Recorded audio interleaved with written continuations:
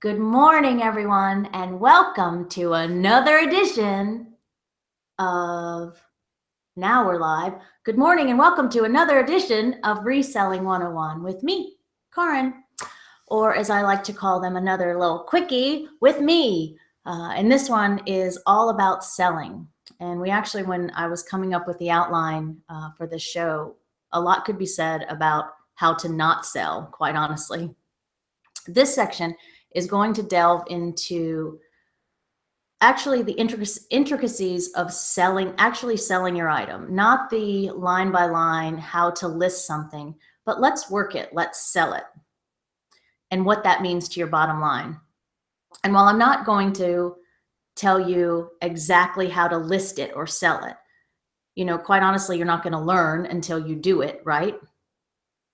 Because I think, and again, it's the mom in me probably, you need to make your own mistakes. We're not going to grow and learn until we do that.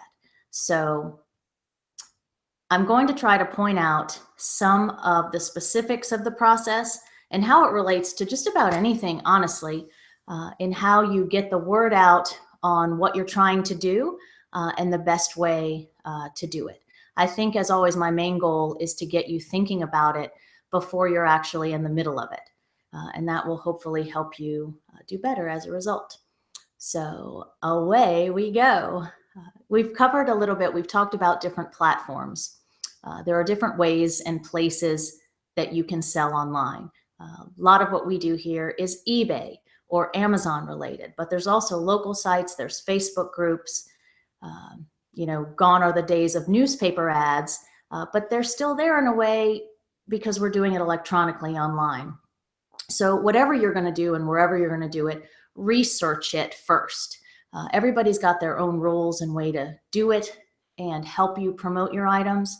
Again, I can't say enough that Google is your friend, Chrome in particular. So educate yourself. You can't just go by what other people are telling you works. You've got to find out what works best for you and how you're going to do it. Don't get in the middle of it and then think you have to read the rules about how to sell on eBay, because by then it's too late. So when you put it up there, and again, this is about selling your item. So I always look at it from a consumer point of view, and I want to put it out in a pretty little box with a bow on it so that I'm going to attract the most flies, right? So your listing needs to be accurate and clear. Your item specifics to your item, you have to describe it to people so they're going to want to buy it. Somebody's not going to search, and we've talked about this before, necessarily for a pretty shirt or a handsome pair of shoes or a rad hat. Although arguably maybe, no. So you have a set amount of characters. Be concise in your title and use words. You'll hear us talk a lot about keywords. Use words that people are actually going to search for. And I can't say enough. I think we've covered this on a previous video. If color is relevant, size, what it is, what year it was made, some collectibles, that's important. An item number. Just be specific and think about what people are going to be searching for when they look for your particular item. And the more specific you are, and don't forget, grammar and spelling do count. And now a lot of the platforms actually incorporate spell check with your device and with their platform. So there's really no excuse to misspell. And I guarantee you, if you spell something incorrectly, you are missing the potential sale there. So it just takes you a second to read through whatever you've typed initially and make sure that it's accurate. Do that for me. And so that we're comparing apples to apples always, when you decide how you're going to sell it and how much you're going to sell it for, you need to be accurate and not pie in the sky sort of outlook. And what I mean by that is, let's use eBay as an example. And I get that sometimes your item might not have comparables to go by. So then you have to take a guess or take a risk.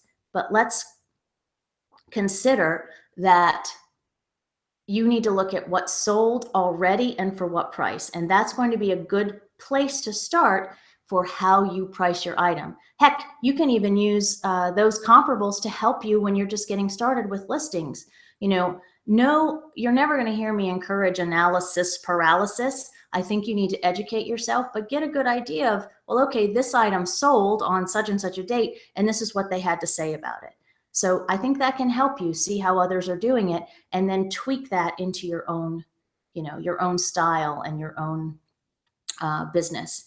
In eBay, you've got lots of options. So research. We've already talked a lot about buy it nows. You can preset a high-low offer. If you're not strong or confident in the negotiating process, not a big fan myself. Yard sales in particular, I'm not good about the whole go back and forth. I only have $3 in my pocket. Will you take 3 instead of 5? I can only do that a little bit. So in eBay, you can actually set an acceptable high-low, so you don't even have to be a part of the negotiating process if you don't want to. People can make you offers. That's certainly an option that you consider. You can also put it up for auction. Try to, though, here's a tip for your auctions. You're not going to get your money right away when you sell it on auction necessarily.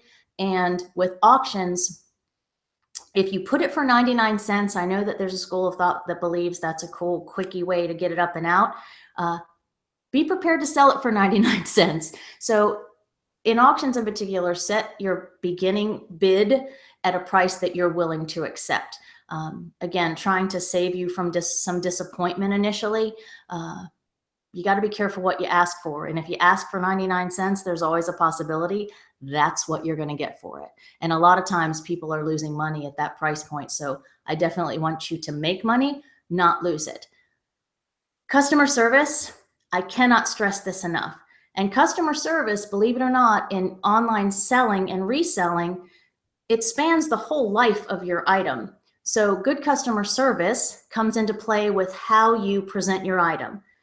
Clear, concise, can people find it? If someone asks you a question and you get an email, respond to it within a pretty reasonable and quick amount of time. Be accurate. Don't be snarky. That's not going to get you anywhere. Sometimes we get silly questions and we're like, it was already in the listing. Why don't you look at the tape measure or whatever? You're not going to make friends or, more importantly, customers here by being a smarty pants. So just take it for whatever. Maybe take it for what you think it's worth, or maybe they just didn't get it. Do you want to get into a big discussion about whether they're real bright or not? Or do you want to sell them your thing? So just be kind, answer them in a kind and professional manner. And the likelihood that you're going to sell it is higher than if you're like, dude, can't you read? All right, just some things to think about. Also good customer service. Pack it, ship it in a reasonable amount of time. And it doesn't have to be pretty. Some people buy certain poly bags with ducks and raindrops on it. That's cool. Colored tissue paper, that's awesome as well. It's not necessary when you're first getting started, but it's certainly a personal touch that you can add. For me, I put a sticker, I put a couple of stickers and a thank you note I'll handwrite on my items that just encourages positive feedback. I'm not gonna, if something is breakable, you wanna cushion and pack it in a way that it's gonna get the least amount, not least amount of damage, but no damage is what your goal is there. But customer service, I can't stress enough how important it is to be a good steward of your platform, because this is what's going to happen. You may or may not create a repeat customer with that particular person, but how they rate you will make a difference and have potential impact on future customers. And that's so important. You're not just, you're not just throwing it all out there and seeing what happens. Make an effort and be proactive and professional. Even though a lot of us joke about working in our pajamas from home every day, not the case today, although you can only see me from the waist up. But be professional as possible. Put your own personal twist on it. It will pay off tenfold, I guarantee you.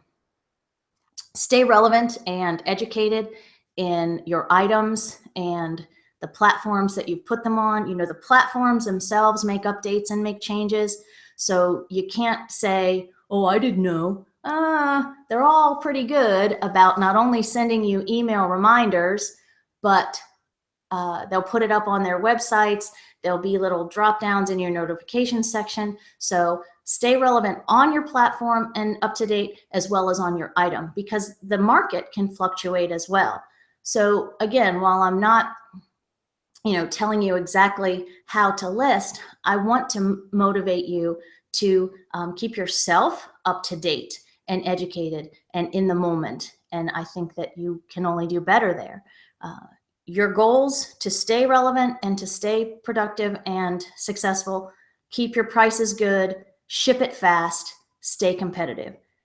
And I think if you can at least attempt and have the mindset early on that that's your goal, you can only get better from there.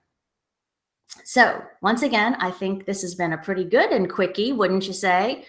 Thanks for sharing this section, this part of my reselling journey. Again, my goal for this series remains to help you guys gain some confidence as you explore your own online adventure. And the only way to do this, again, it's the mom in me. You're going to have to do it yourself, and sometimes you're going to make mistakes. And I'm just not going to, the next time I'll probably have pom-poms or something. I'm not going to let you beat yourselves up over that, because it's all part of life, and it's part of, in particular, our process here online. We've got 2 to go. We're going to do a video on shipping, and then we'll conclude it and we'll wrap it all up. So it's certainly not the only way, but hopefully a starting point and helping you with creating a firm foundation for your own reselling repertoire. There's my alliteration for the day. So please consider liking this video if you haven't done so already, and subscribing to this channel, because we try to keep it relevant and interesting to you guys. So we can only do that with your help and support.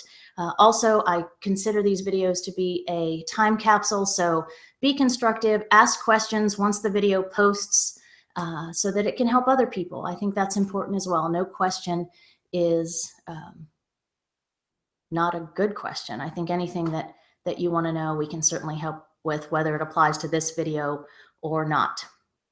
So good luck to everyone on effectively evolving into what will someday be your own successful reseller journey. And until next time, this is Kaaren saying good reselling 101 to you. Boop.